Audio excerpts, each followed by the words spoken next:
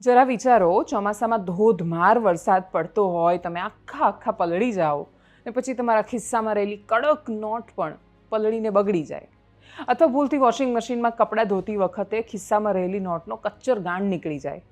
આવું તો આપણી સાથે ક્યારેક ને ક્યારેક તો બન્યું જ હશે.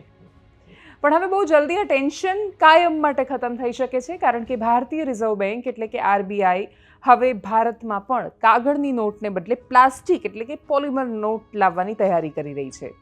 સૌથી પહેલો સવાલ થાય કે આ પોલિમર નોટ એટલે શું? સાદી ભાષામાં કહીએ તો આ નોટ કાગળની જગ્યાએ એક ખાસ પ્રકારના પ્લાસ્ટિક મટીરિયલમાંથી બને છે. આરબીઆઈએ તાજેતરમાં જ સંકેત આપ્યા છે કે આ પ્લાન પર તે ગંભીરતાથી વિચાર કરી રહ્યા છે.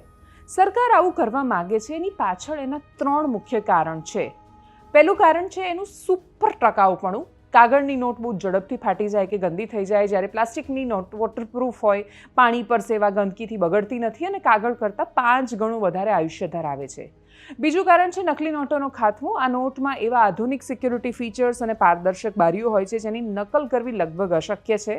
અને ત્રીજું કારણ છે સરકારની મોટી બચત. દર વર્ષે ફાટેલી નોટ બદલવા અને નવી છાપવા પાછળ સરકારના હજારો કરોડ રૂપિયા ખર્ચાય છે. જો નોટ લાંબી ચાલશે તો દેશના કરોડો રૂપિયા બચી જશે. હવે તમને એમ થશે કે આ વિચાર સાવ નવો છે, તો એનો જવાબ ના છે. આજથી 14 વર્ષ પહેલાં એટલે કે વર્ષ 2012માં પણ આરબીઆઈએ આવો જ એક પ્રયોગ કર્યો હતો. ત્યારે સરકારે 10 રૂપિયાની કિંમતની 1 અબજ પ્લાસ્ટિક નોટ છાપીને ભારતના 5 અલગ અલગ શહેરમાં ટ્રાયલ માટે મોકલી: કોચી, મૈસૂર, જયપુર, ભુવનેશ્વર અને શિમલા. હેતુ એ હતો કે ભારતના ગરમ, ઠંડા અને ભેજવાળા વાતાવરણમાં આ નોટ કેવી રહે છે તે જોવું. પણ એ પ્રયોગ ત્યારે સફળ નહોતો રહ્યો, કારણ કે એ સમયે આપણી પાસે એવી આધુનિક ટેકનોલોજી નહોતી. એટીએમ મશીન જે બનેલા હતા એ પ્લાસ્ટિક નોટ સ્કેન નહોતા કરી શકતા. નવી નોટ એટલી બધી લીસી હતી કે ગણતી વખતે એકબીજા સાથે ચોંટી જતી, અને એટલે ત્યારે એ પ્લાન પડતો મુકાયો. હવે ફરીથી ચર્ચા થઈ, કારણ કે હવે આપણી બેન્કિંગ સિસ્ટમ સંપૂર્ણ બદલાઈ છે. આજના આધુનિક મશીન પ્લાસ્ટિકની નોટને સરળતાથી હેન્ડલ કરી શકે છે. વળી આરબીઆઈ માત્ર પ્લાસ્ટિક નહીં પણ કાગળ અને પ્લાસ્ટિક મિક્સ હોય એવી હાઇબ્રિડ નોટ પર પણ વિચાર કરી રહી છે.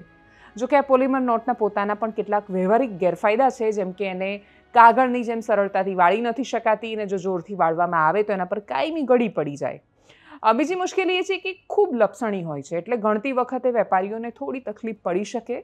સૌથી મહત્વની વાત એ છે કે એ પર્યાવરણ માટે ઇકો ફ્રેન્ડલી નથી, કારણ કે પ્લાસ્ટિક ક્યારેય આપોઆપ ઓગળતું નથી અને નષ્ટ કરવા માટે ખાસ રિસાયકલ પ્લાન્ટની જરૂર પડે છે.